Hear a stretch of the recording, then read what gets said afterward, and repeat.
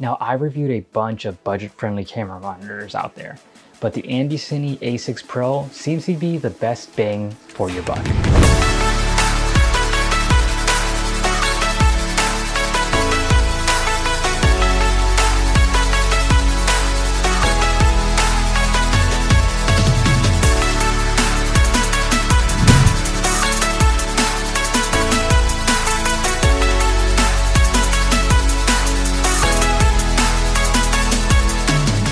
Just so everyone's aware, Andy Cine did provide this monitor for review, but I did not receive any money from them and they're not reviewing this video before I post it. So let's dive into build quality. Now, the Andy Cine A6 Pro is an all plastic build, pretty much like every other budget monitor out there.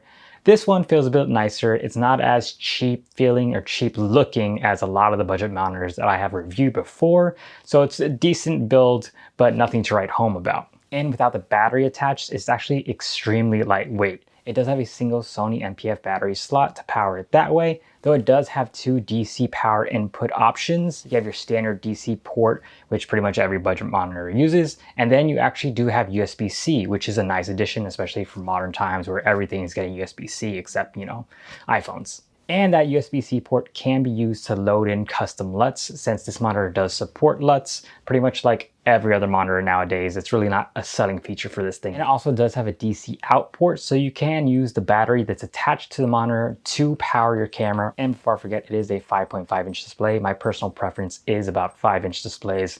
I think it's really nice to have on top of these mirrorless cameras, which are smaller bodies. Beyond that, it also has an HDMI in and out port for daisy chaining different monitors. It also has a headphone jack for monitoring your audio if your camera does not already have a headphone jack, which is a nice addition. And it has a bunch of quarter 20 threads, which is really handy for rigging this all sorts of ways. It has one on the top, right, bottom, and back. It does not have any on the left because that's where your HDMI ports are. And at the top of the monitor, there's a bunch of buttons to interact and control the menus on the monitor itself, though it is a touch screen, so you can just change your settings that way. Though out of all the buttons this thing has, only 2 of them are actually customizable. And a really cool feature that this monitor boasts is a dummy NP-F battery plate that attaches directly to the back of the monitor itself. You can actually use this to attach a video transmitter that uses NP-F batteries, attach it directly to the back of your camera monitor, and then use a DC output on the monitor itself to power that thing. So it all kind of works together that way. And it keeps your rigging really compact, so you don't have to go and find other places to mount your external video transmitters. But of course, if you do not need this, it is actually easily removable. You just have to pull the sticker off and undo some screws. Now, going over the display itself, it is a 1080p screen,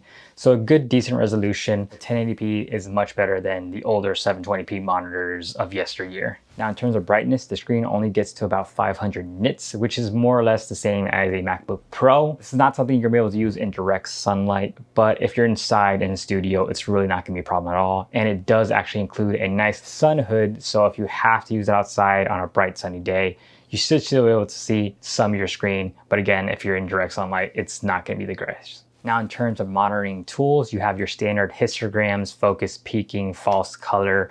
It does support aspect ratios, including anamorphic if you're using the Sirui, I think that's how you say it, anamorphic lenses that are fantastic for APS-C cameras. It does support that, but it doesn't support waveforms or vector scopes, which is really one of the top reasons I think a lot of people should consider external monitors. Also, this screen only supports 4K up to 30 frames per second.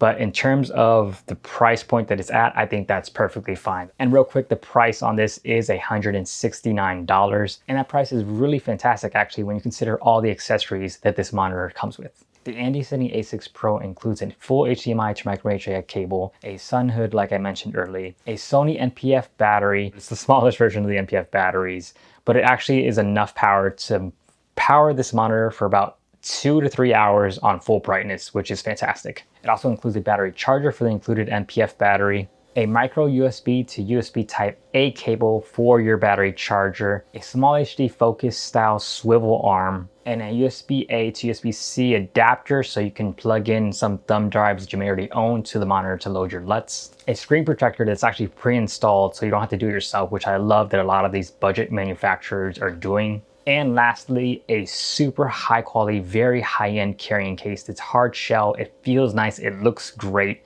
and it just makes the value of this monitor exponentially higher than what you're actually paying.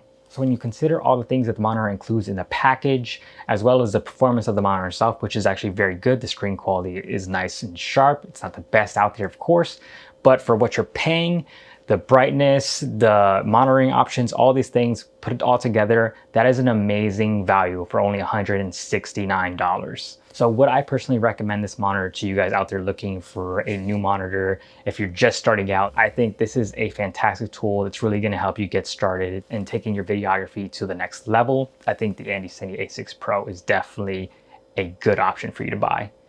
Just keep in mind, it doesn't have those nicer higher end monitoring features, which definitely is a bummer for me. So that is my review. Hopefully you found this video helpful. If you did, consider subscribing. It really means a lot to me. I really appreciate it. And if you made it this far in the video, leave me 3 screen emojis down below. Also, if you're considering purchasing this monitor, I have a link down below so you can check it out on Amazon. It is affiliated and I appreciate it if you use it, but you don't have to. And if you know of any other budget monitors that I should check out, leave a comment down below and let me know about it. But as always, my name is Joshua Del Mios. Stay sexy, and I'll see you sometime.